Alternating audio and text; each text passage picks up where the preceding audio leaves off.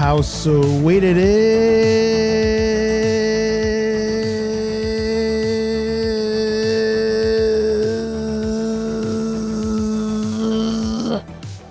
To be loved by you nerds, what is up? It's me, your buddy pal, HeyArcher. Welcome back to HeyArcher Live here on Nerd Affiliated. So happy to have all of you here with me tonight. It's funny, I'm like, every time I start the show, I'm like, oh, I forgot to do this thing or that thing, and then I get distracted, so I'm going to try to fix that right now.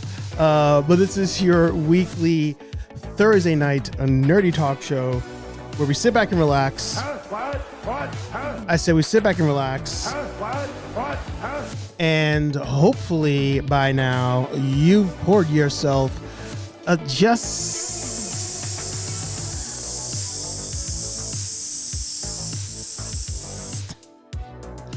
little bit of, more specifically, vodka, whiskey, beer, tequila, more beer, more vodka, more whiskey, and more beer. as we cruise oh so nicely into the weekend. Just one more time for the folks in the back.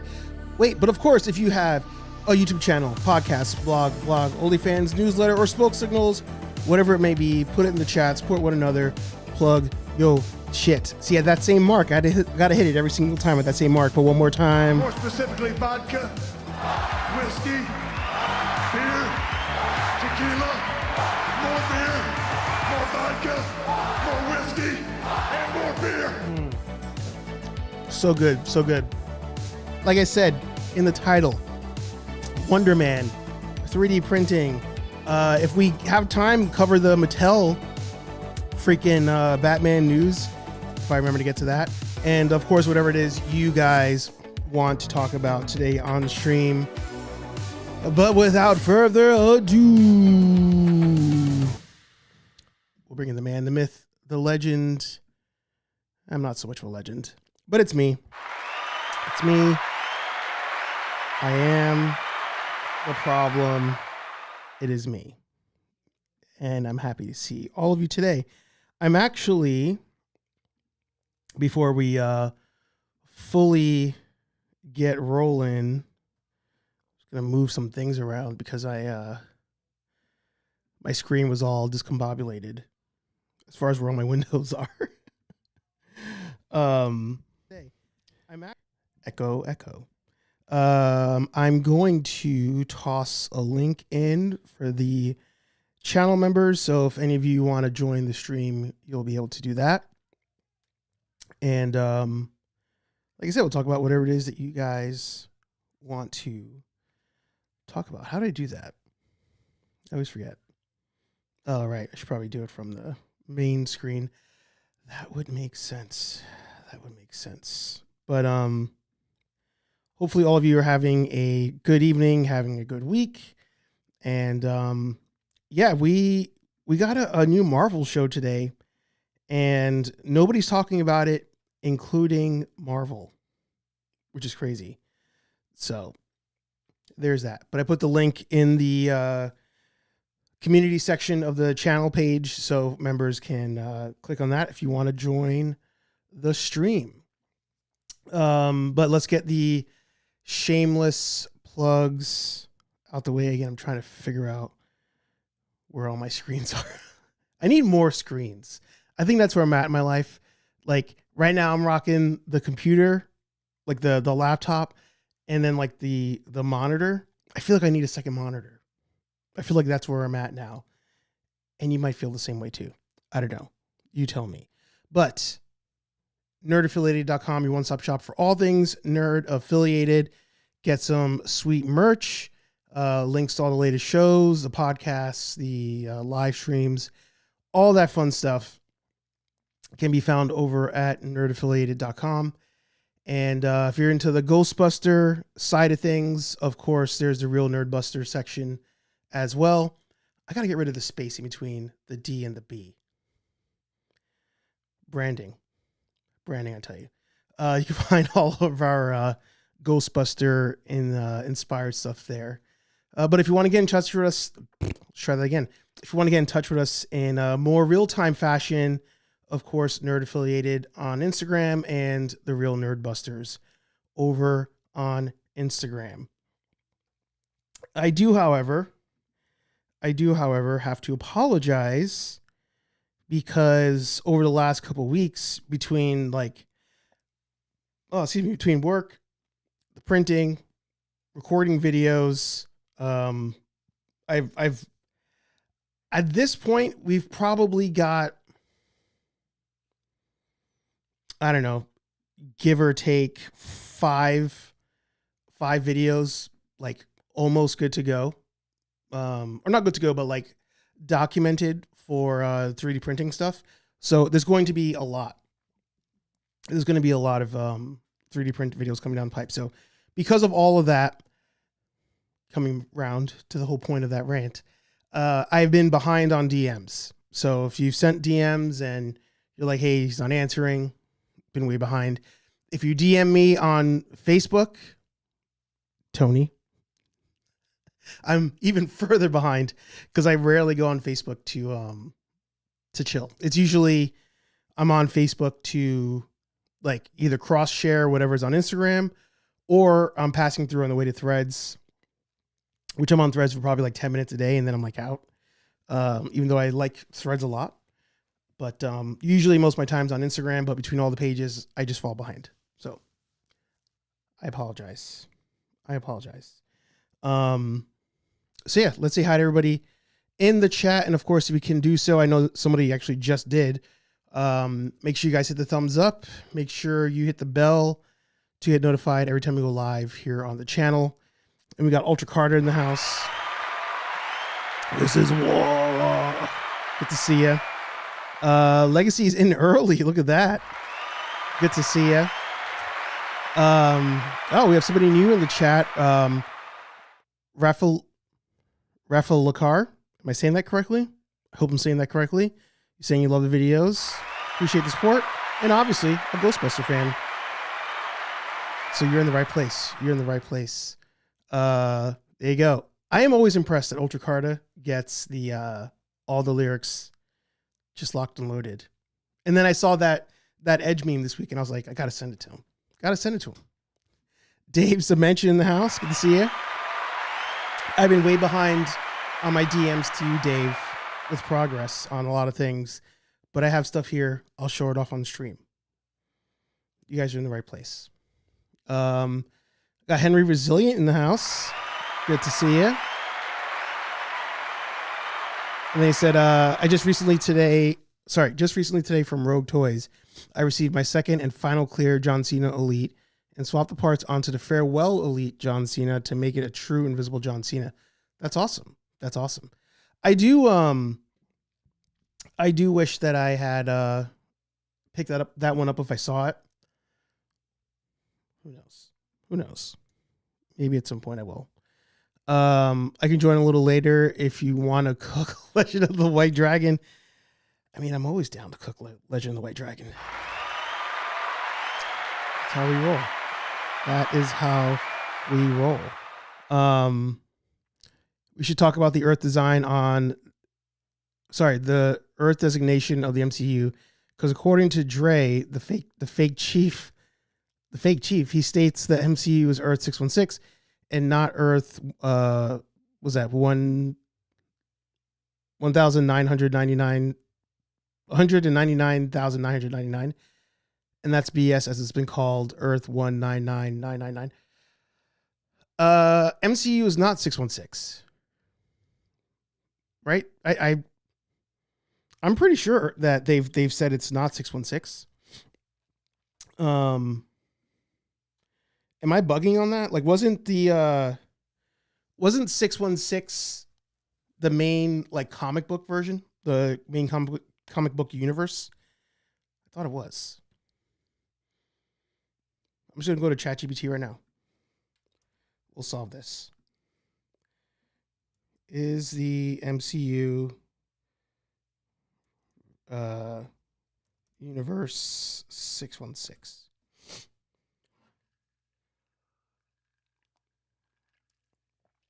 Ultra Carta. Boom. Yeah. So ChatGPT says that why people say the MCU is the 616 now. In the recent MCU projects, notably Doctor Strange in the Multiverse of Madness, let's try this again. In the recent MCU projects, notably Doctor Strange in the Multiverse of Madness, characters referred to the MCU as Earth 616. This created a contradiction. Comic fans, 616 is the main timeline. MCU calling themselves 616. Marvel Studios has leaned into calling the MCU 616 internally, while Marvel Comics still treats their main universe as 616. So, classic. I didn't pull up GBT on the screen because I have other things on the side that are work related. So that's the only reason why I didn't screen share that.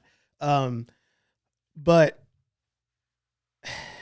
classic MCU, classic Disney, where, and this is not me like bashing them as a whole, but one of the things that they're just not good at is continuity. Like it's MCU, Disney, Star Wars. They're not good at that. And I don't know why they're not good at that outside of they're just rushing. Because even in a modern day of using AI and ChatGPT, like let's say they were cheating to do some of this stuff, I feel like ChatGPT would still like acknowledge like certain things being correct based on prior movies. So, there's always a thing here and there. And I always said, and I feel like I saw somewhere that they do have this. I don't think so, and the reason I say I don't think so is just because of what we've seen. But I always said that Star Wars and in a way Marvel, they should have like a panel of fans that almost like, this is a new addition to this thought, but it almost like rotates, that they're like, all right, we're bringing you in. You're on the council. You cannot say that you're on this council, or maybe they say you can just for the sake of like boosting popularity. I don't know. I feel like it could backfire more than would help, but you're on this council. You have to sign an NDA. You cannot discuss projects. You cannot discuss ideas. You cannot discuss any of this stuff. But we're bringing you on because we always want to make sure that there's a, second, third, fourth, fifth set of eyes on a project to be like, does this make sense? One of the best examples that we've seen where they had somebody say something that was like, that doesn't make sense. And they're like, oh, duh, was when Sam Witwer pointed out that when they were filming Solo, when they originally had Maul on the hologram, he was going to be holding the double-bladed saber from Phantom Menace. And he was like, whoa, that doesn't make sense. Why would he have that? So, luckily we had that instance, and I'm sure there's many instances of that. We just don't know about it or hear about it. But I don't see why they don't have a group of fans that they rotate in and out, and you keep the same pool, but you mix up who goes to each thing, just to keep it, you don't want the same people in the room every single time because they'll eventually start to miss things. So you got to keep mixing up the groups, cycle them in and out for various projects. Even if they're just like, hey, we want a pulse check on, do you think that people want to see a Wonder Man show? Right? Most people will probably say no. They probably say no. So far the show's good, but we'll talk about that. You need 2 to 3 monitors. Who doesn't want to cook? Yeah, there you go. Yeah. All right, so you're correct. No, it was just, I think it's just I think it was just a slip. Like it passed through the writer's room. Nobody caught it and they just smoothed it. I mean, think about it. They're working on so many projects all the time that things will slip through. It happens in real life working on projects. Things slip through the cracks. I forgot what I said, on last week's podcast. Like I could, every week I could podcast, have a take, and the take could be contradictory to what I said the week before. And it continued to go. Like, it just happens. But I feel like with the MCU, specifically in Star Wars, there needs to be, and maybe there's everything's digital now, right? But they need like a digital chalkboard that is just the main bullet points. Like, this is the timeline. Like, these are the major events that have happened. So as they're talking through things, like, oh wait, ooh, that person can't be in this movie because this is here after this thing or before. You know what I'm saying? Like, they need that. And I don't think they have that. I could be wrong. I am also not wrong about my armpits smelling today. The Rambling Nerd in the house. Good to see you. Jamie in the house. Good to see you. And according to the official handbook, it's the Marvel Universe. It refers to, yeah, you're correct. Yeah, we got it. You're good. Also, speaking of Spider-Man 2099, I did get the new Marvel Legends Retro Spider-Man 2099. Kicks more ass than the previous two versions, as the latest one is on the Renew Your Val's body mold. That's awesome. It's going good. Still working on a few 3D prints. There you go. Love that. Finished Wonder Man today. It accomplished what She-Hulk was trying to do across the board. Yes. I'm going to keep scrolling. Everybody saying hi to each other. I do want to... you're endorsing... I liked when... Oh, Tony in the house. Good to see you. Dave hasn't watched it yet. Do your research. Ultra's really mad about that one.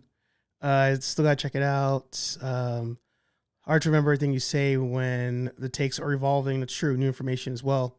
Yeah. So Wonder Man, right? Wonder Man premiered today, similar to Echo. I want to say. I feel like Echo was the other MCU show that they did all the episodes at one time. They dropped it. I could be wrong. I feel it was that one. Anyway, they did a full drop. Of Wonder Man. And the Man Collects in the house. Good to see you. Speaking of being behind on stuff, I'm way behind on Man Collects videos. So I apologize, Chris. I apologize. So they did a full drop of everything. And when the MCU, or I should say when Disney does that, Dada Films in the house. Good to see you. Okay, I'll stop looking at the chat so I can get this thought across. All right, so today Wonder Man drops. I didn't even realize it dropped today until somebody not Marvel or Disney told me. Like, I saw it on the thing and it was like all episodes are streaming in like the caption, not even on the, like the graphic in the caption. And I was like, oh, okay, I should check that out. And I put it on this morning. I was like, let me just get an episode in, see what's what. We kind of get the idea of what's supposed to be happening in the show just from the trailers alone, but let's give it a shot. And to my surprise, a lot of what I saw in episode 1 of one, there'll be no spoilers, by the way. A lot of what I saw in episode 1 of Wonder Man is what I saw in the trailer. And I like that because that automatically I'm like, okay, there's way more stuff here to see and to get to and all of that. Now I do want to pull up, I don't remember the actor's name actually.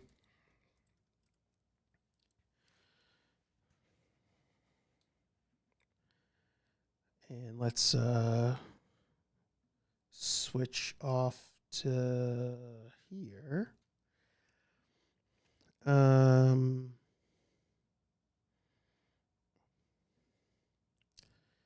Gonna butcher it.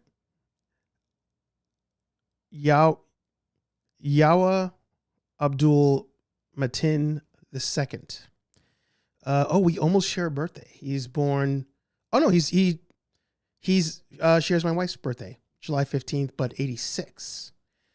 And that's right. He was in. And I'm watching the show and I'm like, man, where do I know him from? Aquaman. Played Black Manta. I did not see Candyman, but he was in Watchmen. He played Dr. Manhattan in Watchmen. So the show starts to roll. We get introduced to him, and I'm in it. I'm in it. This dude has been dealt some pretty bad hands as far as the superhero stuff. First of all, I did enjoy him in Aquaman. We were just at the tail end of the DC EU. I enjoyed Watchmen, the show, a lot. My wife and I actually watched it and we loved it. Even though, again, to the points I've told you guys before, the fandom menace is like the Watchmen TV show is woke. It's trash. That's why it got canceled, et cetera, et cetera. The show's amazing. If you've not seen the Watchmen TV show, watch it. If you've not seen the movie, you can still watch it. We actually did the TV show and then the movie. I had already seen it. She had not. But when he comes into the Watchmen TV show, man, Bitcoin is diving. When he comes into the Watchmen TV show, it's okay. Like when he's there, it's okay. The show as a whole, though, is amazing. But Wonder Man starts, and as he's kind of going through Hollywood, and you're just introduced into like that side of things, and you're very like, wait, is this even an MCU show? Oh wait, there's a reminder. Is this an MCU show? Oh, there's a reminder. You keep forgetting that you're watching an MCU show. You really do. And there's a scene in the show where he gives a monologue. And first of all, as a character, he's kind of us. Like, again, I'm not going to spoil the show, but there's a part where he's like pointing out these things on a set. And it's the very thing we were just talking about like 10 minutes ago. We're like, oh, wait, this wouldn't be here. That doesn't make sense. This wouldn't be here. Wait, what's my motivation? Blah, blah, blah. You know, he's saying all these things, and it's kind of like, at first I was like, are they trying to make fun of us? Is that where we're going here? Like, we're going that direction? Show goes on. My man delivers a monologue in episode 1. I was not watching an MCU show. I was watching a show about an actor trying to be an actor. And it was great. It was great. Now, in our group chat, shout out to Aaron Waller, messaged him, I messaged everybody. He responded. And he said he had just finished it yesterday. And then I'll get back to the chat because I know Legacy said he saw it. He said he finished it yesterday. He said the only ding on the show is the fact that it's an MCU show. Because in a way, it kind of hurts it because you're like, oh, we're supposed to be building up to Doomsday right now. Like, there's a major movie event happening this year. And unlike everything else, or the other, big event, of course, the Infinity Saga, we've not built up to Doomsday at all. We have not. And as we get through episode 1, I don't know if the show eventually does try to connect to Doomsday. Couldn't tell you. I'm trying not to look at spoilers online, but it's not that hard because a lot of people are not watching it, and I hope that turns around. But I'm like, oh wait, are we wasting time? Like, are we wasting MCU time here? Because you should be pointing me in a direction of the larger story, because that's what MCU's been about this whole time. Unless they want to start doing, since Ultra was kind of talking about it, they want to start doing different multiverses, and we have, storylines happening that are, unrelated or whatever. Maybe. That's not the case here. Obviously in the trailer you saw the Mandarin's here. Or the guy who pretended to be the Mandarin, Sir Ben Kingsley. So there's that. But if I take the MCU element out of this, I'm all in. I am all in. And as an actor, I was like, why is he not Jon Stewart? Maybe that's a racist thing to just be like, oh, he should be Jon Stewart because he's a black guy. But like I said, that monologue, when he says that monologue and he gets into character, I'm like, oh, he could be that serious, veteran character that lets loose from time to time, but I got a job to do. He can do that. He can do that. And he killed it in just that first episode. Now, of course, history would say, Archer, you can't judge it based on the first episode. Look at She-Hulk episode 1. Echo, sorry. Was it She-Hulk? No, Echo episode 1 was amazing. The rest sucked. She-Hulk, I feel like all we were doing was waiting until Daredevil showed up. But I think episode 1 of She-Hulk had Bruce Banner in it. So that was a decent episode. We've been fooled before. But based on what you guys are saying in the chat, and then I'll get to the chat, all signs point to this being a winner. And it sucks because I feel like it's almost like a tale's old as time. You get these projects that are actually really good, and there's no push. There's no push. And maybe it's hard to push it because it's a character nobody knows, and we're saving our budget for pushing Doomsday. That is completely possible. That is possible. But the fact that there's not even an Instagram page for this show, they're doing hashtag Wonder Man in the Marvel Studio pages and the Marvel pages and all that stuff. I'm like, oh, you're not even trying. You're not even trying. And why is it there? Back to focus. But one episode in, it's good. It's good. I can't say it's amazing yet because I haven't finished. But the fact that we could binge it all, and some of you already have, is great. I miss the days of all the episodes dropping on something. It's got its ups and downs. And I can't wait to keep watching it. I cannot wait. Let's scroll back up to catch up with everybody. I've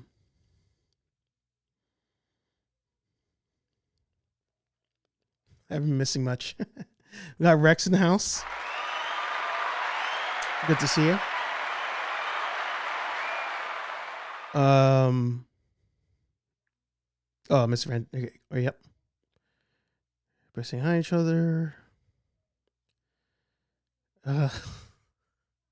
Don't worry. He got that take wrong. It's fine. Watchman was great. Bitcoin correction by the dip. I don't think this is that time. In my opinion. Absolutely loved Wonder Man. T3 collects in the house. Good to see you. First episode was so truthful, realistic. It made me cringe, but I loved it. And for those of you who don't know, Tony is in the film industry. So whenever he says that, you gotta take note. Wonder Man is a standalone show. Okay. Actors build backstory where it's not needed, or getting hooked on something that no one will notice. Seen it happen so many times. All right. I believe it. All right. Wonder Man is a lot like the TV show, like a TV series, The Studio. It's very meta. And that's probably what Legacy of Nerd was trying to say when he said it's succeeding where She-Hulk failed. She-Hulk tried to be meta and very fourth wall breaking. This one, while not fourth wall breaking, seems very self-aware of what it is. And the world of Hollywood and the world of superhero shows and superhero movies. So there's that. Ex-Punisher U1C, I believe first time in the stream. Welcome. I have a theory about Wonder Man. Damage control will become Orcus. Okay. No spoilers, please. No spoilers. I haven't seen it. JB's Toy Trunk in the house. Motu movie of the year. Question. I lost my screen. Oh, it's down here. I guess a question for JB. Is Motu going to be the bigger success than Mario, making it the better movie of the year? Or is Mario the bigger sell, but Motu's the bigger movie? I think I said it. Let me try again. Motu, movie of the year, and most profitable in your opinion, or movie of the year, but Mario beats it? And does Doomsday beat Mario? In the meantime, let me grab something, talk amongst yourselves.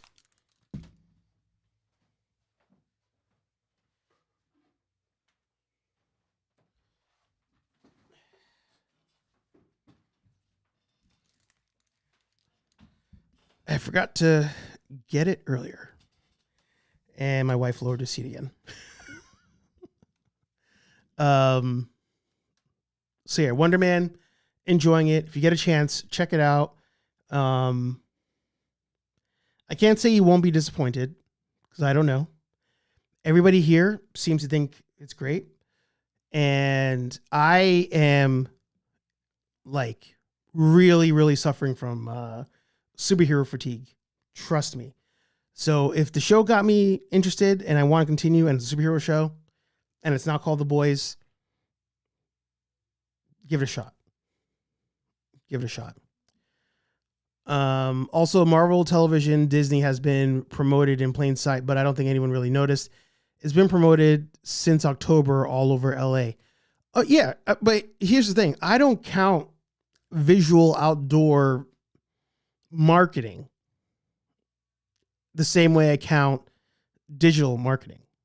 Like, I think I could see in my head now there was a red carpet for Wonder Man, but I feel like with some of the other things, like you see it everywhere, especially the day it happens. Everywhere. I didn't see that in this case.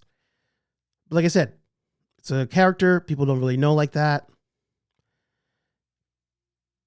But I feel like they didn't really give it the winner's try. Great question. Forgot Mario was coming out. Mario beats all of it. All right, there you go. There you go. K-Walk Comedy in the house. Good to see you. So hyped for Motu. There you go. Same. There you go. Well, I should have brought up the Motu prop I'm working on. I did not. I apologize. But if you are watching the new Daily Planet series, you've seen it. And I will quickly cover that. So, as you know, we've had the Daily Planet series here on the channel, and I love doing the Daily Planet series the goal was to do it every morning. A very just like raw, get some thoughts out, maybe something a little educational, something to think about type of video. You know, I tried to drop that every day. Failed at the everyday part, but at least it came out, or it has been coming out every at least once a week. We've been getting Daily Planet out once a week. Now, that's too far. That's too far. But I mentioned last week to you guys and gals that I wanted to come up with something extra for the channel members so they had additional content as a reward for helping us make content financially. So what I decided to do this week, and I mentioned it on this weekend's Daily Planet, and shout out to Boylai Hobby Time, who actually commented on the video. I was really happy for that. He did. He did. So did Kofi. I realized I scratched the corner of my computer. That's annoying. So he commented on it. And I was like, oh, I like this whole idea of like the building and talking and whatnot. So what I decided to do this week was try out, for members only, a Daily Planet, but like an evening version, where at the moment, I'm usually working on something, painting, priming, whatever. And you kind of get a real time, this is what I'm working on. These are my thoughts. This is what I learned. And then by the time the videos drop, in a lot of cases, you have more context as to how I got to where I got. But also it's just more directly, it's me directly talking to a lot of you in that series. So second Daily Planet series has begun. The first one's not going away. I just got it. Whenever I have time, I try to knock out those morning Daily Planets, but the evening ones, there's probably going to be a lot more of those because those are even less formal. They're at nighttime. I'm not in a rush because of work. And I've been enjoying posting those, and a lot of you have enjoyed it as well. So that's going to be for all member tiers. Again, all tiers get all the members only content. The only difference between the base level tier and the higher one is usually the open mics go to the upper tier. Today it's just everybody, and you get a discount on the website. And of course, we appreciate your support. So that being said, if you want to join the memberships, links down below, 99 cents a month. And we always appreciate you guys, even just watching the videos, liking, sharing, subscribing, all that stuff. But then all of you who come by every single week. There's a lot of you here that you come by every single week, multiple times a month. And I wish there was a way to like reward that on YouTube. I guess if I had a list of things I could, if YouTube was like, hey, what are some features you'd like as a creator? I think I'd like a way to somehow give access to people who are regular viewers to stuff. I don't know. I don't know how they would do it, but I think that'd be cool. I don't know how else to do it. When are we getting the OnlyFans tier? Who knows? Depends how bad it gets out there in the streets, man. But let me show you two things I've been working on. One, people knew about over the last 2 days. And the other one I've been talking about for a while, so you probably already know it exists if you follow social media.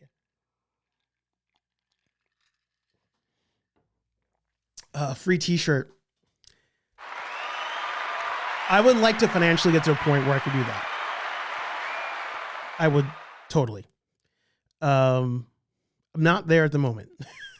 Maybe with my last job, I would have been able to do that. Definitely not my current job. Unless it was like a one-timer t-shirt. Like if you're like a member for at least a year, or maybe a year you get X thing for free, but then if it's like you're a member for 2 years, you get like a shirt. I don't know. Something to think about. Steve in the house. Good to see you. All right. So obviously there's a Motu thing downstairs. I don't have it with me, but if you've been watching the videos, you've probably seen it. If you watched this weekend's live stream that I randomly did, the coffee and cosplay, you saw it.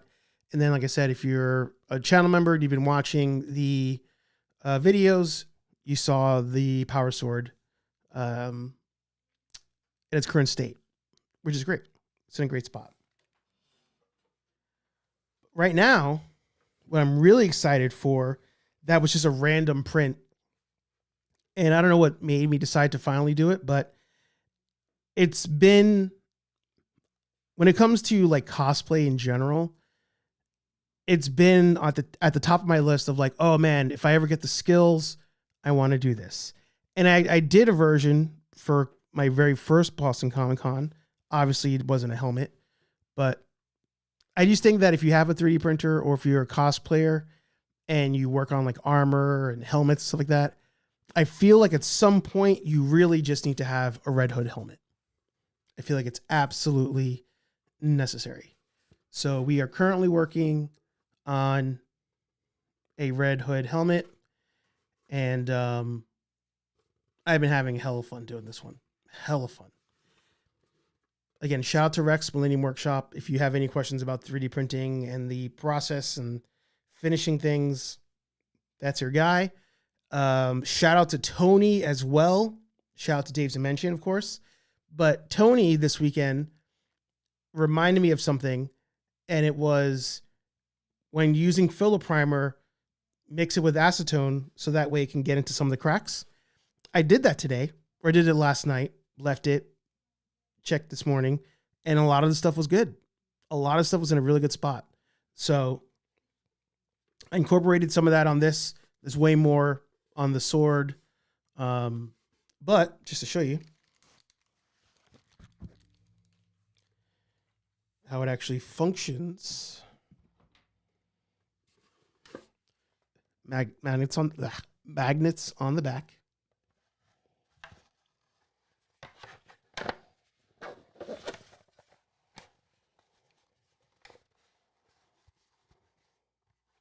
And there you go.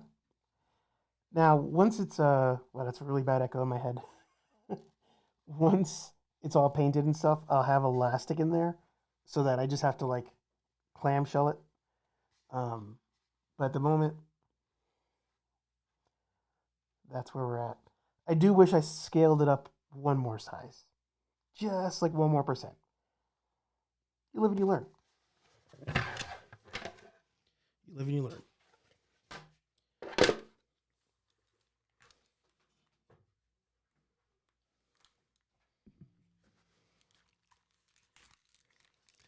But it's funny because where it's at now, as far as like how smooth it is from all the sanding, I almost like don't even want to like keep going because I don't want to mess it up. But as the weather gets nicer, I can start doing some more outdoor spraying, and we're going to start working on that. So filler primer, sand level filler primer, sand it. 1 more of that, sand it, prime it, paint it, and we'll have a Red Hood helmet. I also today received something to make the eyes glow. So we'll try that. But right now it's smooth AF before any paint has begun.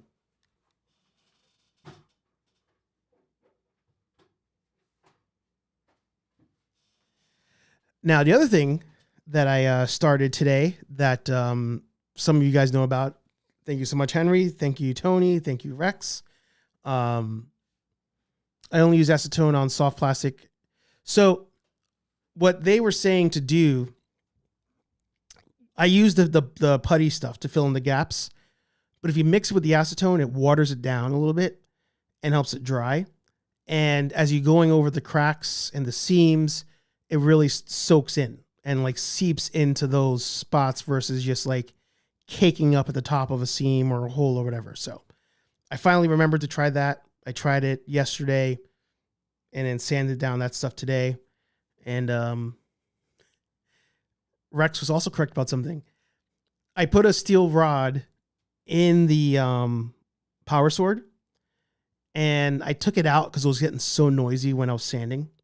And today the sword broke at the seam at one of the seams, and I had to quickly glue it back together. So going forward, the rod's not coming out. The rod's going to stay in there. Again, you learn a lesson. Rex says he's not an acetone and Bondo kind of guy. Oh, okay. So it was just Tony. There was somebody else I saw it. I know on a video today I was watching somebody uses it. I had never watched his videos before.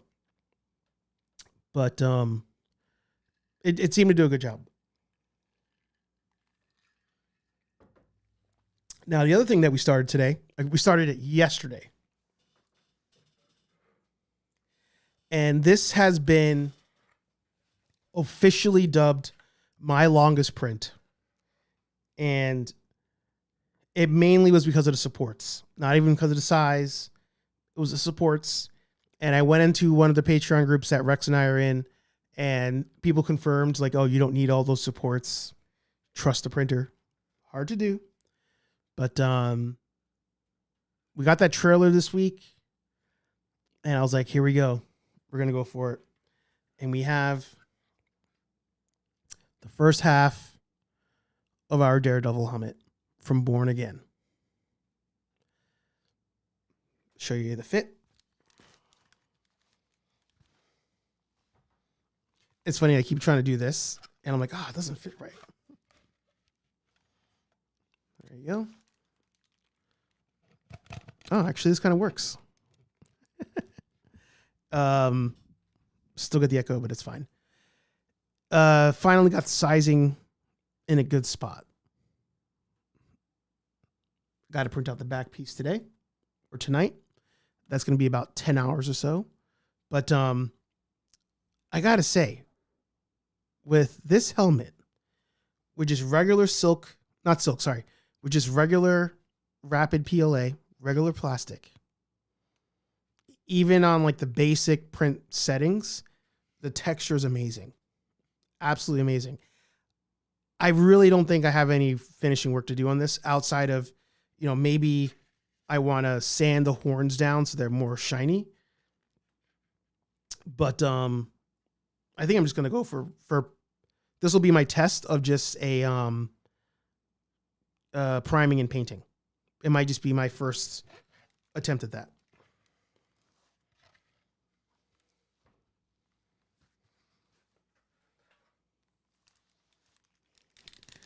Because this thing is good. It is good. And like I said, it took 20 hours. 20 hours. So when we drop that video, you'll see why. And yeah. Cannot wait to finish this one off. Now, will I ever do a full-on Daredevil cosplay? Probably not. Probably not. For one, I definitely don't have the body type for it. But also, I don't know. I loved Daredevil, just never felt like a need to cosplay him. But who knows? Times could change. But even in just the black, right? It is sick. It is sick. Obviously, you can see there's the ring at the top here. But like you're never looking at that, especially me being 6'1", like you're not going to see it. So this could easily be a print that if I had done it in red out the gate, even, like, almost no point in painting it. Just leave it as is. But I'm going to paint this one. Going to paint it and do very little sanding on it. Very little, if any. Like I said, I'm really tempted to try doing a project where I don't do any sanding to see how it looks. If you just don't have the resources to do all the sanding and stuff. Like, not everybody has a basement. I only just got one for the first time. So yeah, there's that. But very excited. I'm loving 3D printing. Absolutely loving it. And I'm going to try to drop my first 3D printing video tomorrow. It's going to be my first 30 days with a 3D printer with the Bamboo P1S. And with Rex's suggestion, I will at some point do my first 60 days printing or first 90 days printing, that kind of thing, just to see where my skills are as time goes on. But I stated in the video, I said it today to Nilda, we were texting, I think all of you need a 3D printer. All of you. If you are a collector, you need a 3D printer. Because yes, you pay a decent amount up front for stuff, but I've already printed out the very things I would have bought anyway at such a fraction of the cost. I'm already up. Like all three of those lightsabers back there. Like if I went to Disney and bought 3 lightsabers without electronics, at the bare minimum would be $50 each. And I've printed 3. I printed a 4th one actually for my neighbor. Reprinted one for myself that I dropped and broke. It's just easy, man. It is just easy.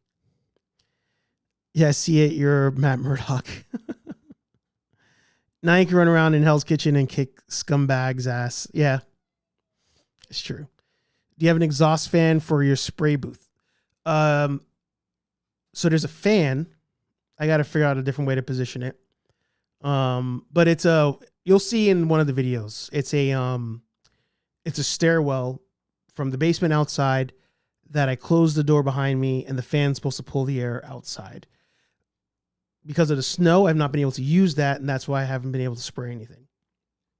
But also, the fan versus the size of that stairwell, it's just not pulling air like I would want it to. So I'm going to have to put the fan behind me to push the air out the house. That's going to be the move. But I wanted to show you guys where I'm getting these files from. And I'm not sponsored or anything.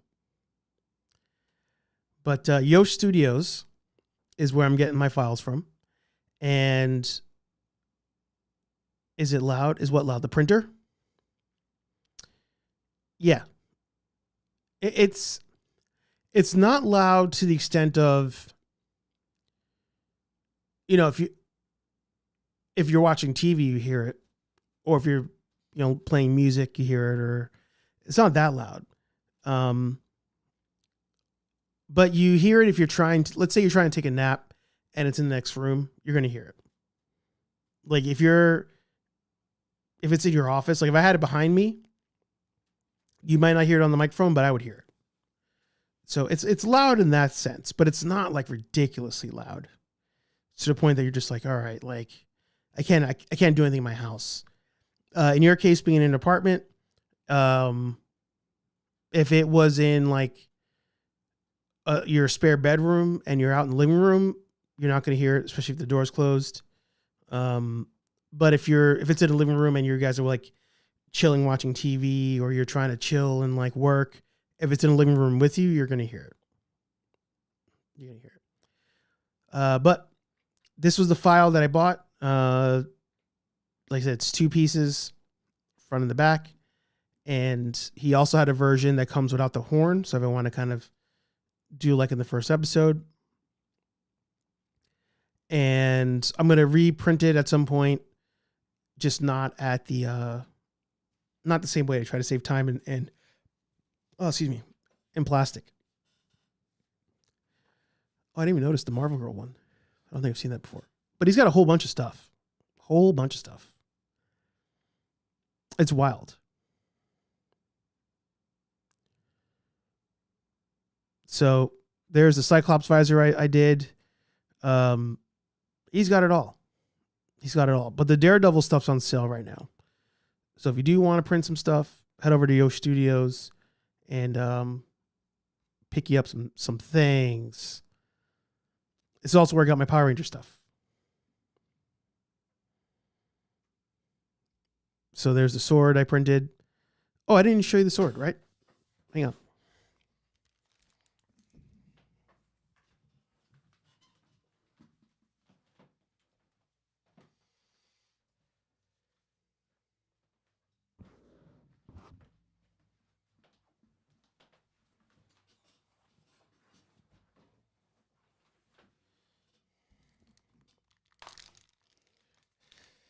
So this is where we're at on the Power Sword.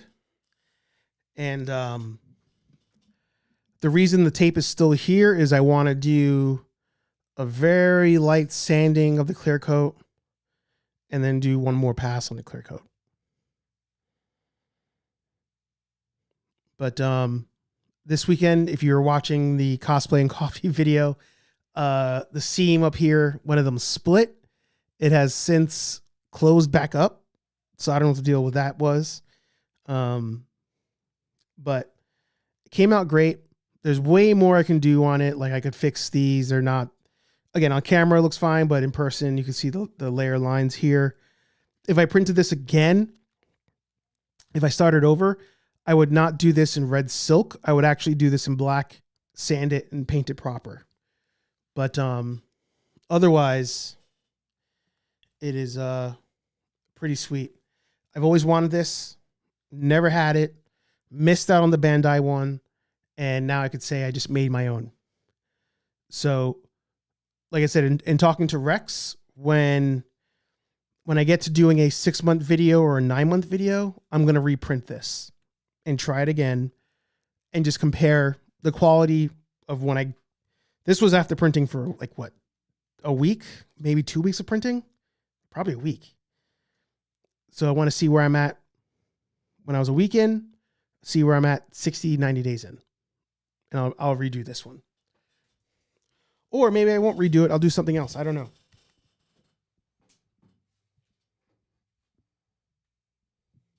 But I feel like redoing it is the move. But, he has the helmet as well. I have the Hasbro one, so I don't feel the need to do that. But Legacy, if you're still here, We were talking about this.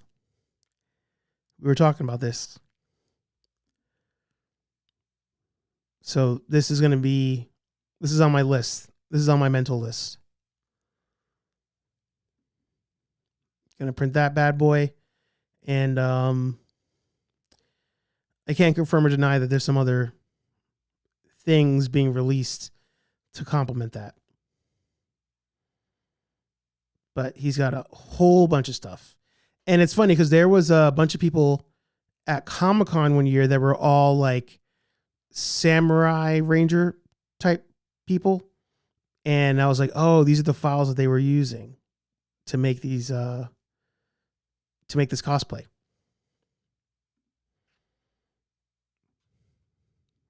So, yeah. Yosh Studios, great site, amazing site. And if you do end up getting a printer and you want to get files from him, I highly suggest you join his Patreon, because for $15 a month, every time he drops a new file, you get that file. So right now, going forward, if he drops more Power Ranger stuff, as long as I'm a Patreon member, I get it as part of my Patreon fee. I don't have to pay for the file. So for the back catalog, I got to pay for it. But I joined this month, and the first thing I downloaded was this. This was included in my $15 Patreon. So like, to me, worth it. If you download one file, if you print one thing off this website a month, it's worth the Patreon. And I feel like in our group, in our, demographic, there's going to be a lot of printing happening from Yosh Studios. Tell you that.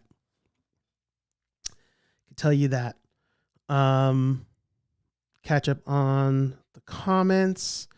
Oh, there goes Legacy. Whoa. Are you going to do the Sword of Power also? Yes. Damn, you're convincing me, especially how easy it sounds. Because here's the thing.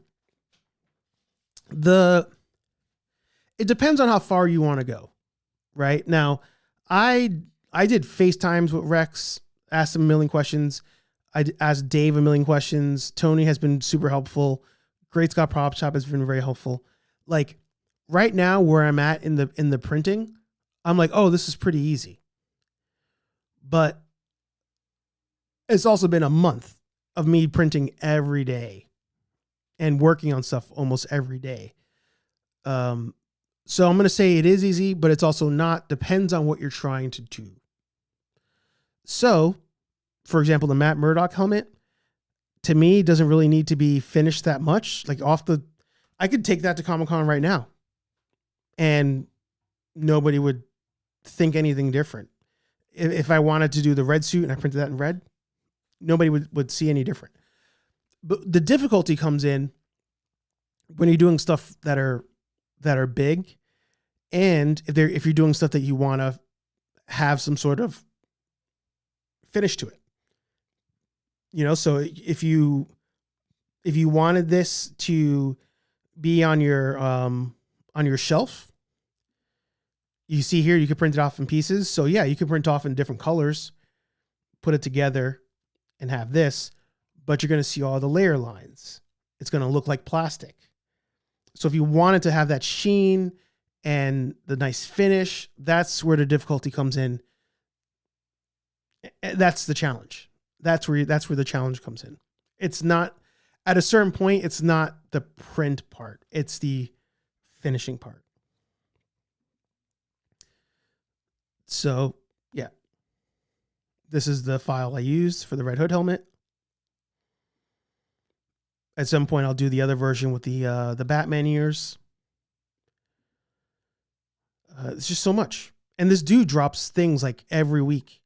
He dropped this from the Odyssey. After the trailer came out, he had a full-on file here, and you can see here, part of the January Patreon rewards.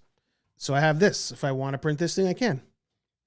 At the moment, I don't have any need for it, but I have this one. So at some point, I want to do Wolverine stuff. I'll print this. See, part of the Patreon. I just got it. I just got it. And here's the Power Sword. So it's in a good spot right now. If you check out yesterday's member only Daily Planet, you'll see where it's at right now. I've sanded this thing down to death at this point. I don't know if I can keep sanding it and it remain in, like, structurally sound. So I'm probably gonna like stop where I'm at, do the primer once the weather turns around, and then sand the sandable primer. That's kind of where I'm at right now. But the challenge I have with this one that I'm trying to mirror is that the whole sword is like one piece. Actually, I haven't worked on the bottom part. I got the pommel. I gotta work on that. That's up here somewhere. But the whole sword, to me, I don't know the Motu lore like that, but the whole sword is like one piece of iron or steel or whatever, like old school samurai style, and then they wrap the leather around it so you can actually grip it. So right now I'm sanding the whole thing at one time, like pretending I'm making this thing, forging it out of steel. So I did the clean handle, and then I'm going to get some fake leather or foam. Most likely it's going to be foam to wrap around it. And then since he dropped this file, and since the trailer dropped, people pointed out that in the trailer, He-Man has a longer handle. It's not the short one that, like in the cartoon, you used to him holding it with just one hand. In the movie, he's holding it, and there's still a long piece at the end. So Yo Studios dropped a additional file to download if you want the longer handle. So that's the one I printed. It's amazing. It's amazing. And this is where the sale comes on the 3D printer. All these things, if I was to go buy a Mattel release, a Hasbro, anybody else, hundreds of dollars per thing I just showed you. Where now, once you build up the materials, right? Like I have sandpaper, spray paints, I bought the airbrush. Now that I have all that stuff, I'm making all these things at like $20 maybe. Depending on what I run out of while making it. $30 if I count in the filament. But I'm using rolls of filament. Like one roll of filament gets me like 5 props, 6 props. It's crazy. And that's why I was saying in that video the other day, if you can, jump on it now, because at some point, going back real quick, at some point, you're not going to be able to do this. There's no way. There's no way. At some point, they're going to come down and be like, yo, that's all of our licenses and our rights. And no, you cannot do that. Because that's just how it works. That's just how the system works. So get on it while you can. Have fun with it while you can. Even these, you could print out a life-size John Cena. He's got a bunch of life-size files. But look at this. He breaks it up for you too. You just got to print all of these out and just start gluing it together. And you have a 6-foot John Cena for your house. If you go to conventions and you need to take it with you for like your booth or whatever. It's wild. It's wild, the stuff that he has on here. And he's not the only one. You can just go on the free sites. There's sites where you can get stuff for free. You don't even have to pay for it. I like paying for it because I know not just the quality of what I'm getting, but I know how it all scales. And I don't have to waste time resizing things at this point because I know how he generally fits it. I'm doing the Mighty Ducks mask as well. That's going to be fun. Lord Zed, Goku heads. And the thing is, you could also print things not to wear it. Like I printed out a Daredevil helmet, like a smaller scale, because I just wanted to see how the printer reacted. You could print stuff just to display it, not even to with the intent of wearing it and scale things down. Like that John Cena, you could scale that whole thing down and print it to be a desktop figure. Web shooters.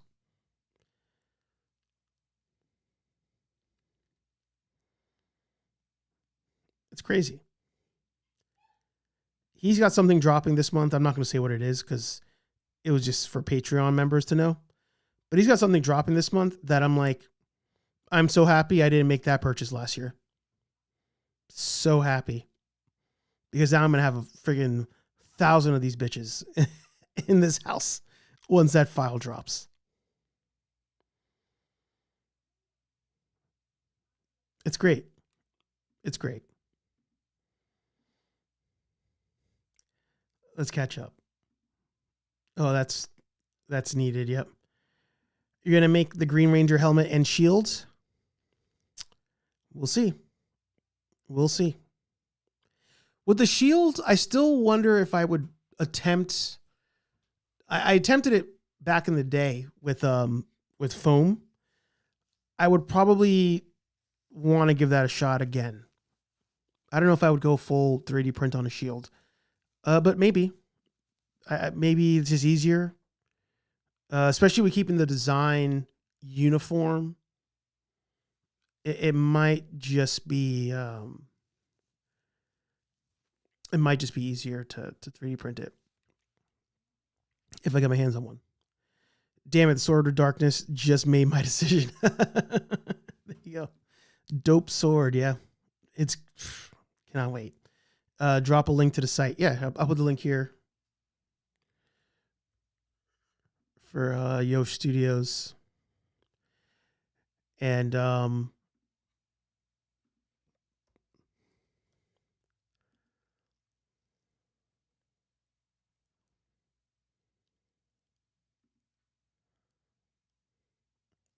this is what I suggest. So the printer by itself is $400, $399, but you get the AMS. This part on the top. I explain it in the video that's dropping tomorrow. This is just so, it makes your life so much easier. So much easier. Put 4 different colors in. If you want to print something that all 4 colors are on that same print, you can. To me, it wastes a lot of plastic. Rex told me that when I got it. He was correct. So I use this as like, okay, this one thing I'm printing, I want this color. Oh, this other thing I'm going to print. I'll use this other color. And it's already in the machine. It's already loaded. And it also can dry. It can dry your filament. So if there's too much moisture in the air, you don't want the filament to get too wet. This dries it automatically as well. So if you're going to buy it, buy the $639 version. We need to do a collab build. We do. We got to figure out one to do that is like based on something happening, right? So like whether, maybe we do one based on Motu. Maybe there is a Masters of the Universe build that we do. Or, when Star Wars drops, Mando and Grogu drops, maybe we both do some Star Wars stuff. But we need to do a collab build. Collab video. So the one that I bought, and here's the thing too. Going back to the printer. Oops. Like this was the Black Friday price. It's been $400 since before Black Friday. And the combo with the AMS at the top, that's not changed since Black Friday. And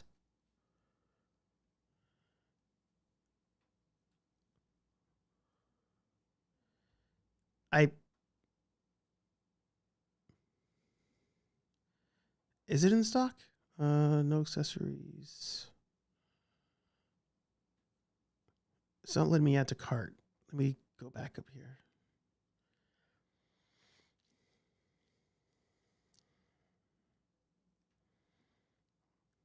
Boom. Combo with hub. Yeah, you want.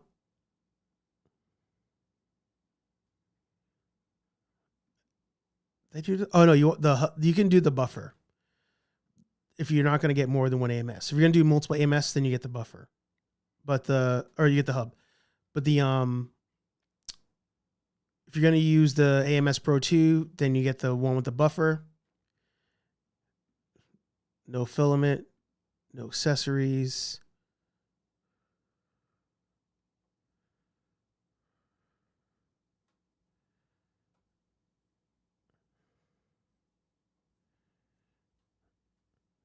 Am I missing the add to cart? Am I just not seeing that?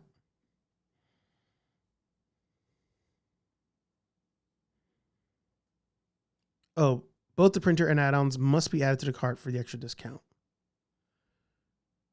Yeah.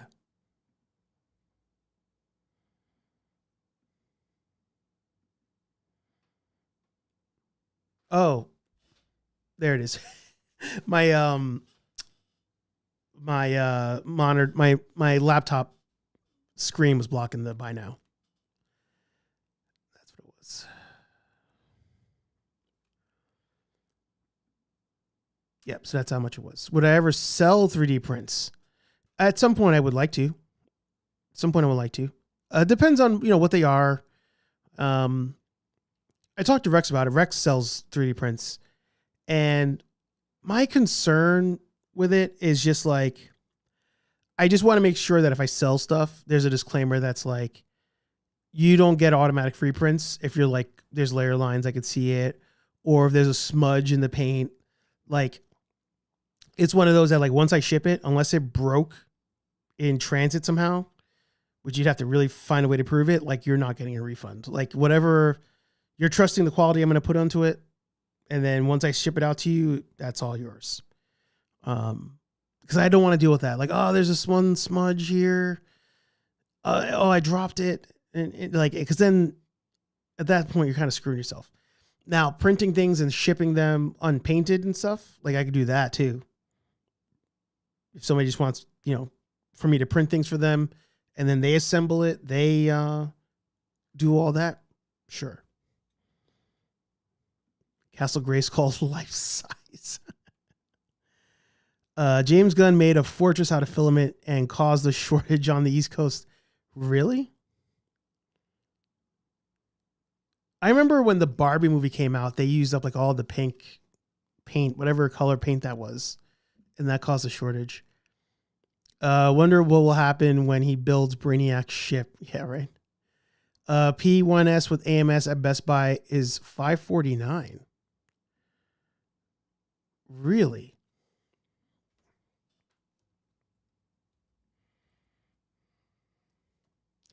I can't click the link on this app, which I hate. So I'm just gonna have to search Bamboo P1S.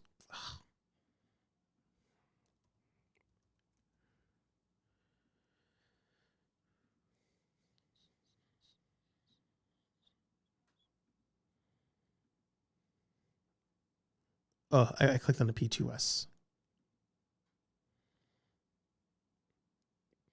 Wow, $549. Oh, it's the AMS 1. That's why it's the AMS 1. I don't think that's the AMS.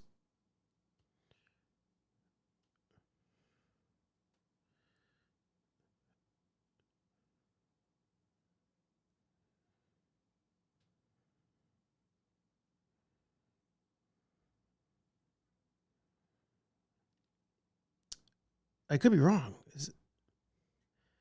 It looks like the AMS 1. I could be bugging though.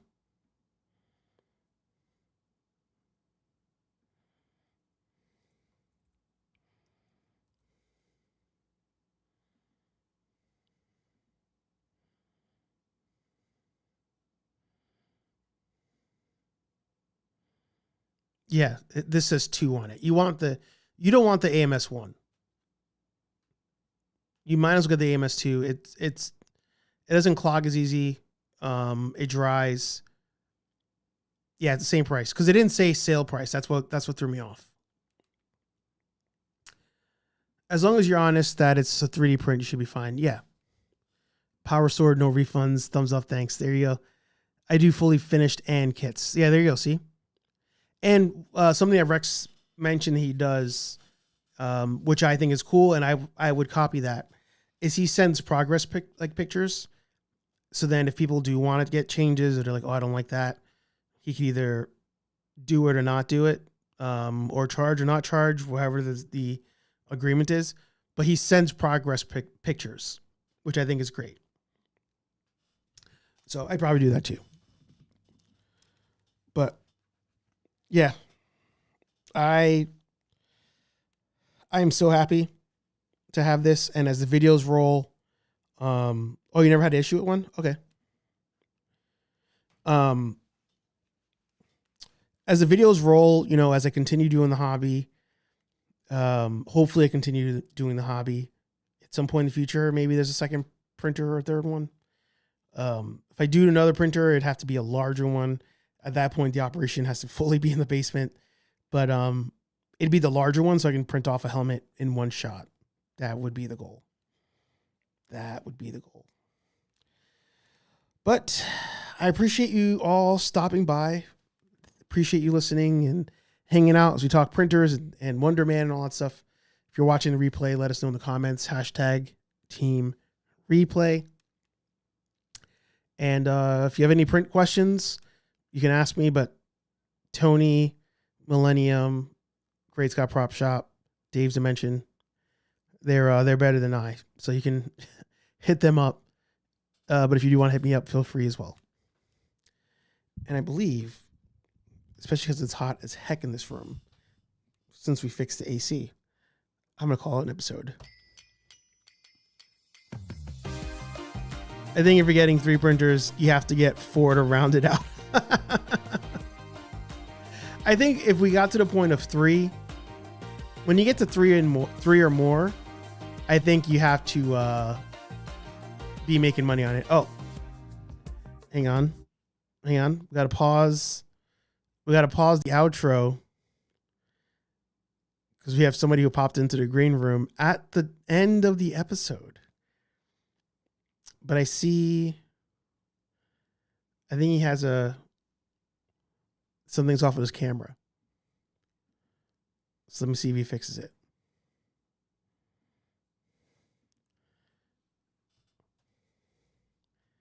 Let me just send him a message real quick.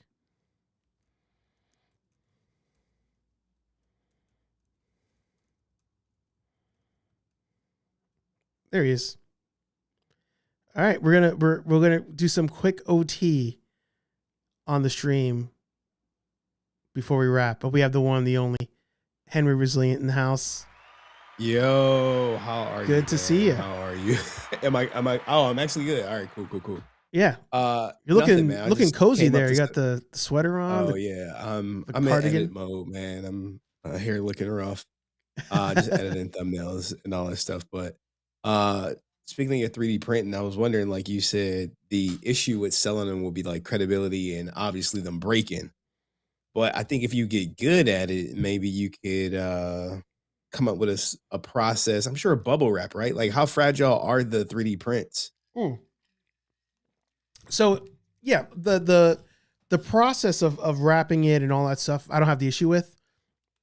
It's that I have a hard time. Like, what if somebody receives it and they regret buying it, and then they're like, "Oh, look, it broke in the thing," and it didn't. They broke it on purpose, you know? Like, I don't know. And it only takes a couple of bad apples to like ruin the whole batch, you know? Yeah, I mean, you could also film yourself packing it and, sealing it up. But yeah, I get it. I don't know, but when it comes to 3D printing, I'm just like, I think you got to be a certain person to appreciate that physical prop that you print. Right. I think it's cool, but it's like, I think it's cool for you, but it's like, for me, I'm like, man, this is like, let me see the final product. I don't want to be buying all the different plastics and going through all the moldings and all that. I think it's just time consuming, but I do think there is like there's a market for it, especially for content as it does grow in popularity. Yeah. So You plug in the guy's Patreon. I think that's dope that he does like the 3D Yeah. prints. Like, hey, Yeah. join the Patreon, you get access to the prints, but you got to pay for the back catalog. That is great. Would you ever get into designing your own 3D prints? I would love to. Totally would love to. I actually downloaded some software to try to learn it, just to get used to it. But it's like, as you're trying to content create, you're trying to also like time. It's like I Trust I me. wish I could do like that scene in The Watchmen when like Dr. Manhattan split up into like 30 versions of himself, and like he's doing the various things. I wish I could do that, but it's like I've run out of time. Yeah, I speaking of Watchmen, I'm so disappointed that it was just one season that we got Mm. of the new one on HBO, which I think was phenomenal. Mm-hmm. But as far as like the movie, I think that's probably one of the best superhero movies of all time. Wow. Probably top 5, and it's not 5. Interesting. And I would say it's because of the brutality of it. Kind of like you said you're a fan of The Boys. Hey, you only want to talk about The Boys. Love The Boys. Yeah. Fortunately, it's coming to an end. Sorry, I'm not that too big of a fan of the whole, what is it, Gen Z or something with the Yeah. kids, Yeah. yeah, with the college kids or whatever. Yeah. I'm not the biggest fan of that, but I do love The Boys. So you do have great taste. Last thing before I get out of here, I took your advice, had my daughter watch the all-female Ghostbusters. Oh, you did? Yes. Did not connect. Wow. Okay. Did not connect. Her favorite, remember, she's only like 5. She'll be 6 Mhm. in like 2 weeks. Mhm. Happy Her birthday to her. favorite Ghostbusters is the Ghostbusters number 2 Mm. with Phoebe. She can't do the first one unless I'm watching it next to Right. her, Right. but she'll do 2, beginning to end, at home, in the car, by herself. The And one where they're in the farmhouse. no, this is the with the Frozen Empire. Oh, Frozen Empire. Okay. Farmhouse is number 1. She can't do number 1 because of the Okay. demon dogs, and she Okay. don't want no parts of that. Yeah. But number 2 rank is high ranking for her, and I think that is the way, as we spoke about it, to get the younger generation Mm-hmm. involved in Ghostbusters. And I think, hear me out, that is probably the gateway to get people into Power Rangers. If they go younger, but they're already gonna go older, so it doesn't even matter at this point. Doesn't matter. It's here's the funny thing. As we get older, and as we talk about content creation, and movies and TV shows, and as you mentioned earlier, actually in the stream, you talked about how you evolve in the way you think, you evolve in your takes as you learn more and you research more, whatever. I have wanted the older, darker, grittier Power Ranger movie since I turned 16. Like I've wanted that movie. We got that James Vanderbeek fan film that one time. Like we're like, this is the blueprint. Just copy this thing. It's so easy. But the older I get and the more I talk about this stuff, and I'm like, you can't. The kids are the gateway. I would never let my daughter watch that version of it. And and it always comes back to merch, and it comes back to the cheap crap they could sell. And the kids are buying the cheap crap. I do still think that the older demographic is ignored a lot.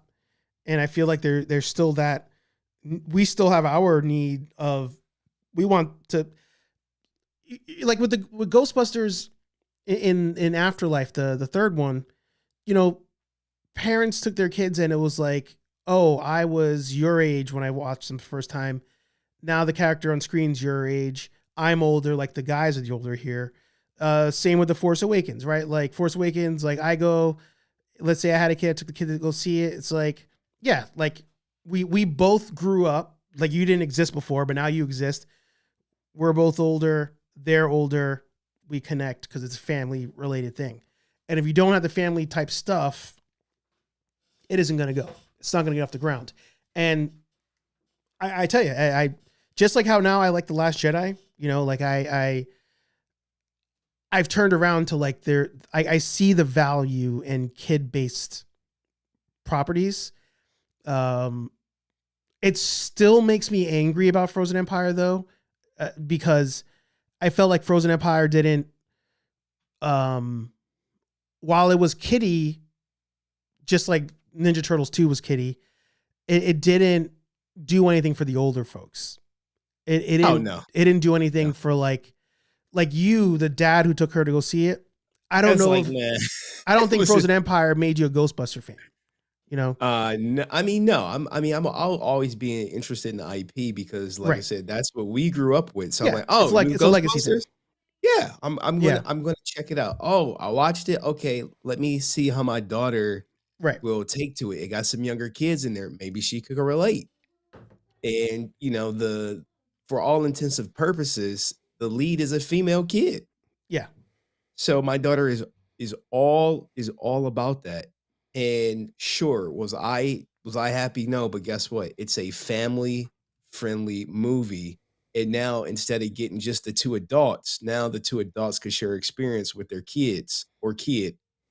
And that is probably the direction all IP is going for the most part. We need family friendly content, not necessarily too kiddie where we'll lose the parents. But, that perfect balance where, hey, it's not the most adult, but at least, the adult can enjoy it and they can take the kids or they can take the kids, whatever. And that's where they're going to get their biggest bang for their buck. Because let's face it, it's about money. And catering to the 35 and up club is only going to generate so much money. Whereas if you cater to, hey, we're going to cater to the 10 and up crowd. Yeah.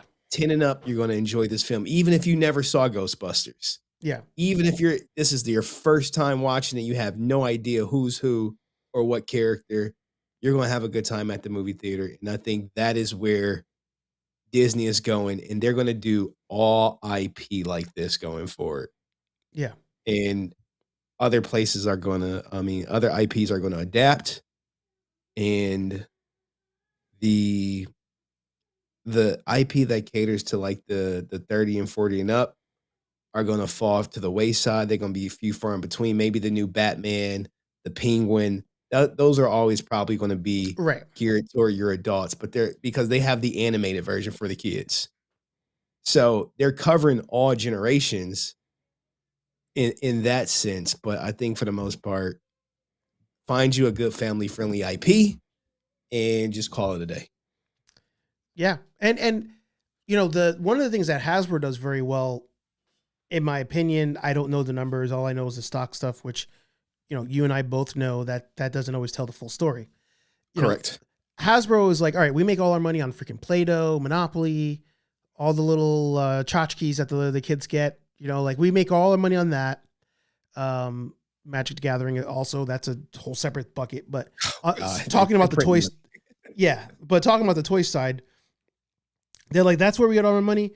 We're still going to appease the older folks with like the HasLab stuff and the expensive stuff. But we understand that as long as that breaks even, it's good. That we're not doing that with the intention of, I'm going to get my bonus to buy a jet off the HasLab, and I think that's where a lot of people still don't understand is like, we don't make them money like that. All we do as adults is hope to break even.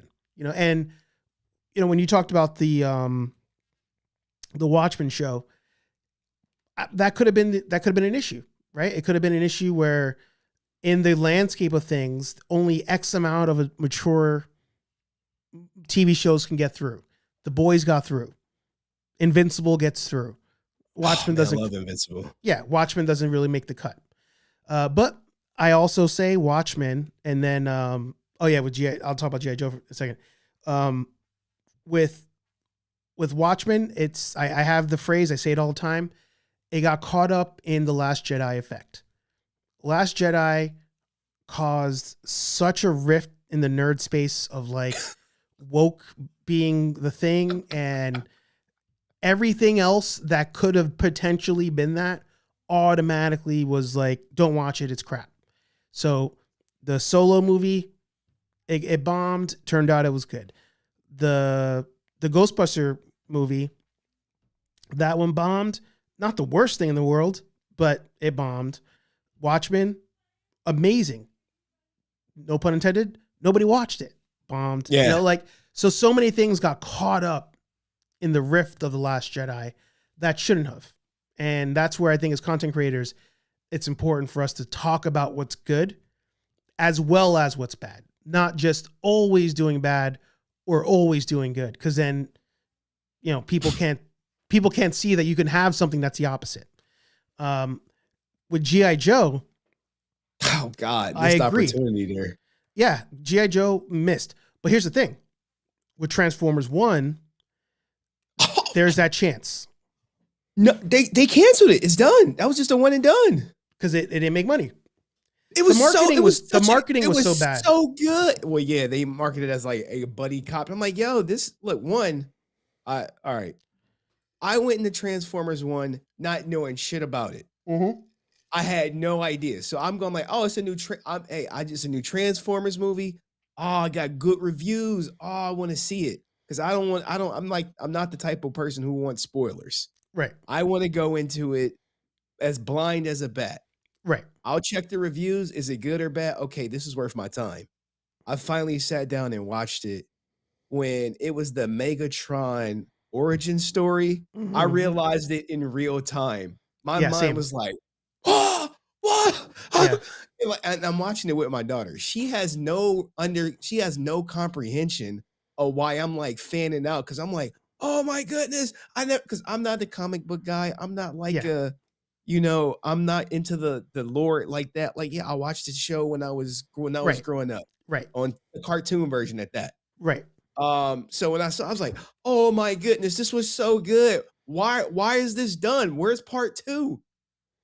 You know, where is his rise? Where's Megatron's rise? Where's the Decepticons? Like, let's flesh out their origin story. I was like, nah, we done. Yeah. I was like, oh man, this is, as a fan, you just like, this is crap. And you know what's crazy about that is from the Hasbro side, the movie actually performed well with toys. Like Transformer sales were up. So from the toy angle, they were like, it was good. But from the studio angle, no. And it's because it was one of those movies that I was like, okay, if I don't go with like a child that I'm related to, I'm going to feel like a creeper in that theater. That's what I thought that movie was. And then you start to hear the murmurs about like, oh no, it's for everybody. It's more mature, but also kids could see it. And at that time it was too late. It was too late. Yeah, I mean, maybe they'll reboot it. Maybe it'll be like one of these sequels that they do 20 years from now. Like, oh, we're gonna do Transformers 2 or something. Or, they go to TV show route or something. Anything's possible, and I always go back to the Clone Wars from Star Wars, because that animated movie came out, it was dog shit, and then the cartoon comes out. I'm like, why is this here? The movie was awful, and the show is one of the best shows ever in the sci-fi realm, in my opinion. I know the curve to getting into it is high, or the barrier to entry is high because of the animation style, but once you get past that animation style, one of the best shows out there. And, anything's possible. But Transformers, as long as Optimus Prime and Megatron are there, it could always come back. It could always come back in a different form. Yeah. I don't know, man. I was so literally once I found out, like after I watched, I'm like, all right, when's the second one come out? Right. It's like, oh no, that's it. That's it. Yeah. It's done. I was just like, it was like the wind from underneath my sails. Yeah. I'm just crashing because I'm just like, how could you guys have lightning in the bottle with this Megatron origin story and just throw it away because, the ones and zeros didn't align? Yeah. Like maybe scale down the budget on the next one. But yeah, it was marketed as a buddy cop movie. Yeah. And you go in there, it's like the bait and switch. And I'm like, all Mhm. right, well, my daughter's enjoying it. And I'm start watching it. And then you just start realizing, like, oh shit, Mhm. crime is horrible. Yeah. Crime is bad. Yeah. And then, Megatron, I forget his real name. Right. Uh, but he was like, yeah, he looked up to him and he just saw his hero Yeah. falter. Yeah. And he was like, wait, what? Yeah. All of this is bullshit. Exactly. Yeah. I'm like, it is so there's so many parallels to when like you meet your heroes Yeah. and your heroes are not who you Yeah. thought they were. And you just Yeah. like, what the hell is this? And it's Your funny because whole it's been in comes crashing other down. things. Like it's a trope that's been in other franchises, but you could keep using the same tropes if the story's good, if the writing's good, if the acting is good. And it did everything for me because I went even when I see it like I think it's on like Prime right now. I was like, oh, you know what? Maybe I had this on in the background Yeah. because I'm the king of all. Let's just have it on in the background. My Yeah. daughter should be happy. Maybe I can get a couple hours of editing in or something. But it is it's so many missed opportunities because it just IPs don't become profitable, even though they have a Yeah. great story, great reviews, decent watch time, and they just shelf it because Well, they're I fighting hate for it. your attention. They're fighting for your attention against life, against your phone. And even Ben Affleck and Matt Damon the other day, they were on Joe Rogan. They talked about that, how like they confirmed a rumor that Netflix tells people you have to write a certain way. And that includes repeating plot points, repeating things, because you're not keeping attention like you used to. It takes a lot of work to get somebody to put their phone down and just watch the content. Yeah, I mean, I did watch the rip with my phone, Yeah. or whatever, but I was able to follow along. Yeah. Uh, And that apparently that's how Stranger Things, that's how a lot of that show was written. And because people online were like, why do they talk like this? Why does blah, blah, blah, blah? And then that's when that story came out of like, no, the writing wasn't done like that because they suck at writing. It's because Netflix was like, the demographic we're going for here, they are going to be on TikTok while they're watching the show. And you got to talk like that.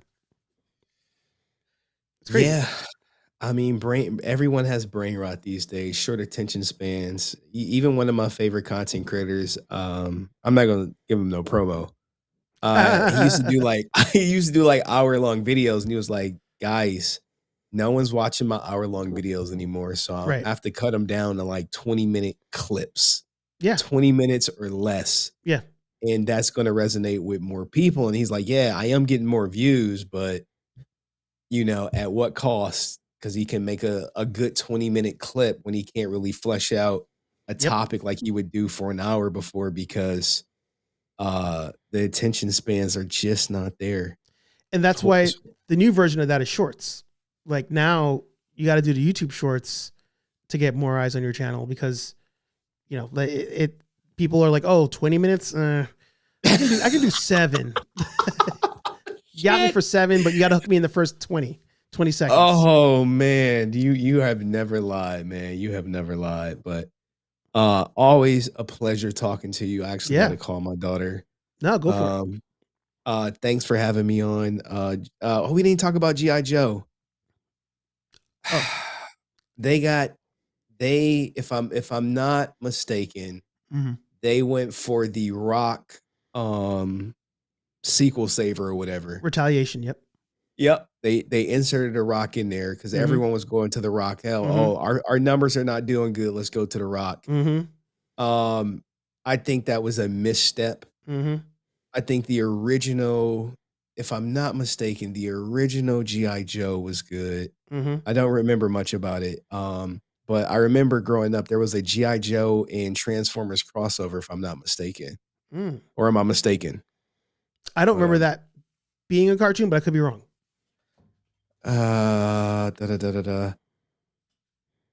G.I. Joe and Transformer frequently connected through Hasbro licensing crossovers. Okay, yeah. All right, but that was just on the animated tip. I don't know if we're into the G.I. Joe. We may have aged out. I don't know if they can make that family friendly. again. We talked about it on we're watching a Ninja Turtle thing that came out earlier. A couple of the guys and I, and as long as the bad guys are robots, you can show them shooting robots. Humanoid robots, and yeah, I literally just saw like a Teenage Mutant Ninja Turtle. The one with Raphael in the sewer when he's fighting. Oh yeah, it's going viral right now. Yeah. It's going viral right now. Yeah.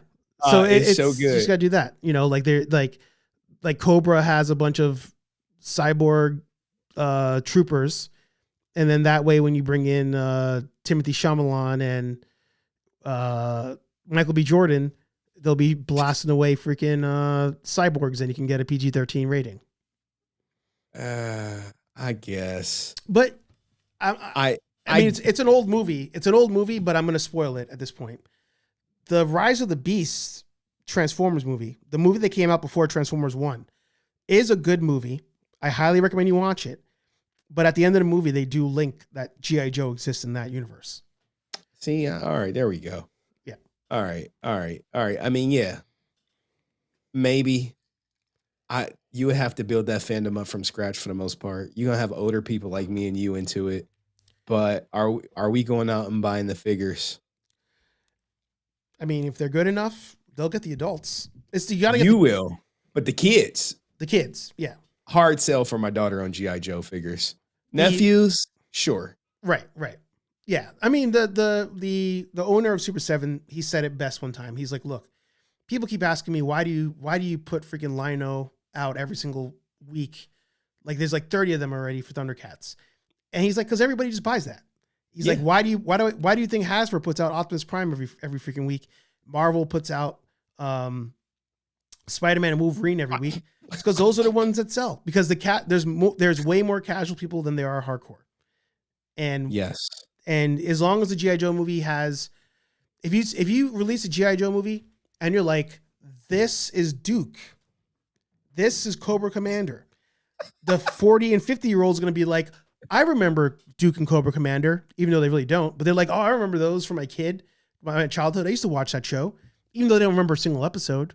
But that's all you need. No, I couldn't tell you. That's all you need. You just need the hey, nostalgia, boom, right here. Here it is. And you'll be good. I think a G.I. Joe movie would be great. They just got to figure out the formula to, like you said, be able to have kids be able to watch it, but adults also be able to watch it. And to me, it's doable because we've had Spider-Verse, we've had Transformers 1, we've had all these movies that prove, heck, SpongeBob SquarePants. You have things that are for kids that adults can also get the jokes. Yes. Yeah. Well, look, appreciate you having me on, man. Yeah, appreciate you. I got to get up out of here. Anytime. Thanks. I don't even know how to leave this. I guess, can you just like kick me? I'll kick you out. But all right. Feel free to join anytime. Just message me. All right. No problem, man. That was Henry Resilient, everybody. One of my good friends. And it's funny. I mentioned it probably every week, but I love talking to the casual person. That's why Josh, the casual nerd, I mean, he's one of my best friends anyway, but I like talking to him about this stuff because I'm like, all right, if you know about it, that's good. Because between work, having kids, adulting, commuting to work, between all these things, if a property that we love somehow makes it through the noise and gets your attention, success. It's a success. And nowadays, the best way to try to get through the noise is to go old school and try to hook the kids and hope that the adult takes the kid and then the adult gets bit by a nostalgia bug and then we're off to the races. And as I have talked to you guys about my turnover on Star Wars, as I start to understand that that's just business, it's made me hate those things less. A lot of these properties, I hate them less because I'm like, I get it. We all want to do X, Y, and Z, right? Like I want to make nerdy content that is for the hardcore nerd that watches every single Marvel show and every single DC show and has watched every single episode of Justice League Unlimited. there's way less of us that have done that than there are those who are just like, oh, I heard there's a new Marvel show. Can you talk about that? Oh, I heard that there's Spider-Man. Is it the guy from the old movies or the new movies? You know, like that's the larger audience. And you gotta talk to them, because there's way more of them than there are of us that want to know the details of the fall of Darth Plagueis. So, like I said, that was Henry Resilient. Make sure you check out his streams, his channel. He's got 3 channels at this point, and always working hard to bring the hard-hitting conversations, especially around things we love like Power Rangers. So check him out. And if you're watching the replay, check. There's also Legacy of Nerd. I was gonna say, if you're watching the replay, head to the comments. Everybody here is pretty much a content creator in some way, shape, or form. Even Ultra Carta, I know he does a lot of figure photography and wrestling photography on his feeds. So like, everybody's a creator. Check everybody out, whether it's toy hunts, wrestling. Like Legacy of Nerd talks a lot of Power Rangers. He talks a lot of other stuff too. Give everybody a follow. Check them out, and support each other. That's what it's all about. But Titans, man. It's Titans. I was watching that video. It was going around of the kid from Holes, the black kid who's popular in the nerd space now for podcasting. I forget his name, but he was talking about how he almost got the role of Beast Boy on Titans, and ended up not getting it at the final, at the stroke of midnight, because he didn't have a passport to get to Canada and film. That was the issue. And all of us were like, that's a good thing. That show was trash. It's better to not have been on that show, I guess. Or who knows, Alan Richardson was on that show and he got Reacher off of it. So, but, we're like, you should be happy you didn't get Titans. But him being where he is now, being invited to all the Marvel stuff, the Disney stuff, the DC stuff. I think he has a podcast that's maybe like a DC podcast or something. Talking negative about that show would do him no good, because he doesn't want, you don't want to burn the bridge. And the more and more I do content creation, the more and more I understand that,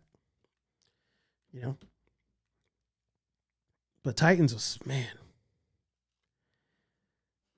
But it's interesting too, because Titans, there were a lot of people talking about Titans that didn't talk about other nerdy things, and somehow they knew about it. And I was like, oh, how did you get to that? Like, you didn't know about Stargirl, or you didn't know about Watchmen, but somehow Titans made it onto your radar. Like, how did that get there? So I don't know. Titans found a way to make it through the noise at times. And it was such a bad show, but a couple of the episodes are really good. So I don't want to say that every episode was trash, but there were a couple of good episodes of Titans. Easily season 2, when there's a flashback to why Deathstroke and Robin have such a beef. That's a great episode. Great episode. He would have been a bad cast. Yeah. I think his thing is he wants to act.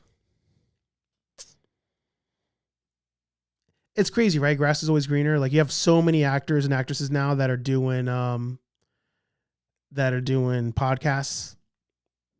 And it's like, do you hate acting and now you want to do podcasting? Is that why we're here? And then you have the vice versa. Somebody like him who wants to get into acting. I don't know. For me personally, if you gave me a choice, podcasting all day. All day. Get to talk when I want to, do it on my own schedule, get sponsors. That's it. My only issue would be not pissing off the podcast hosting platforms. That'd be my only concern. So anybody who's trying to do something else other than podcasting, I'm like, Why? But grass is always greener. I like I said, appreciate the F Batman. Yeah. I forgot about that. Let's try hitting the outro one more time. Fuck Batman. That was a good trailer. And Aaron Waller and I became, best friends off that freaking show. So that show did a lot for my life. I can't bullshit. HeyArcher Live every Thursday, 8:15 p.m. here on Nerd Affiliated. Daily Planet episodes. I try to drop them daily here on the channel. But if you're a channel member, you're getting bonus Daily Planet episodes. I'm trying to learn and practice what I preach. So tomorrow, the first 3D printing video is dropping, even though I think it's not complete. I'm going to release it anyway. So hopefully you enjoy that. And as the other 3D print videos drop, members will get them first. Everybody else can see them afterwards. Yes, Gen X Swing Podcast is starting soon. Check that out. Like, comment, subscribe. Talk to all you nerds in the next video. Peace. I'm out of here.